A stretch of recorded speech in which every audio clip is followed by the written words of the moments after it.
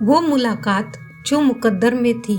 रात का समय था। वाराणसी की गलियों में गंगा आरती की घंटियां गूंज रही थी। दिया नाम की एक लड़की जो दिल्ली से आई थी, अपने कैमरे से हर दृश्य कैद कर रही थी, मानो उसे कुछ ढूंढना हो।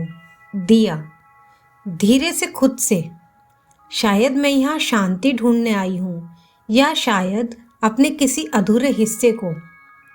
उसी समय आरती के बीच एक आवाज आई, संभल कर चलिए, सीढ़ियाँ फिसलन भरी है। वो आवाज थी आर्यन की, एक पुरातत्वविद जो गंगा घाट पर पुराने मंदिरों की खुदाई के काम में लगा था। उनकी नजरें मिली और एक पल के लिए सब कुछ थम गया। दिया को लगा जैसे उसने पहले भी कभी इस इंसान की आंखों में देखा है, पर कब, कहाँ, याद नहीं। कुछ दिन बाद दिया आर्यन से रोज मिलने लगी, कभी घाट पर, कभी मंदिर के पास, कभी कुंभ मेले की भीड़ में।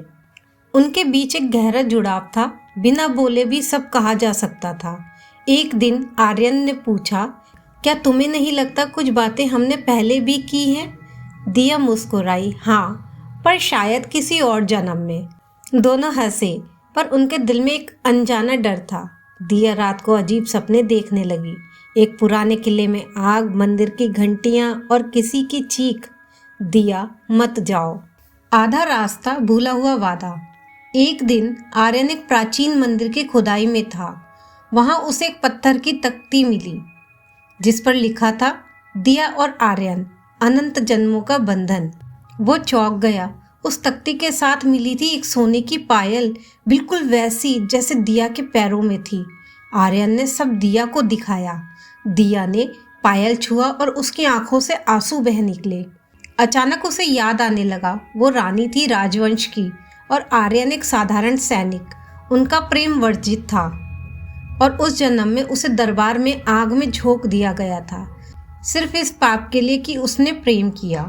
आर्यन ने उस वक्त कसम खाई थी, मैं जन्म जन्मांतर तक तुम्हें ढूंढूंगा दिया। वो कसम अब पूरी हो चुकी थी। कर्म का हिसाब। अब उनके आसपास अजीब बातें होने लगी। घाट पर दीपक अपने आप जलने लगे। रात में आर्यन के कमरे में कोई पुरानी पायल की आवाज आती और दिया के हाथ पर पुराने जलने के निशान फिर से उभरने लगे। एक पंडित ने बताया, तुम दोनों कार्मिक बंधन में बंधे हो। इस जन्म में तुमको या तो एक दूसरे से मुक्त होना होगा या फिर उसी अग्नि से गुजरना होगा जिसने पहले सब छीन लिया। दिया और आर्यन ने तय किया। गंगा किनारे, पूर्णिमा की रात, वो एक आत्मिक प्रतिज्ञा करेंगे, ना कि साथ मरने की, बल्कि साथ मुक्त होने की। अंतिम दृश्य, मुक्ति।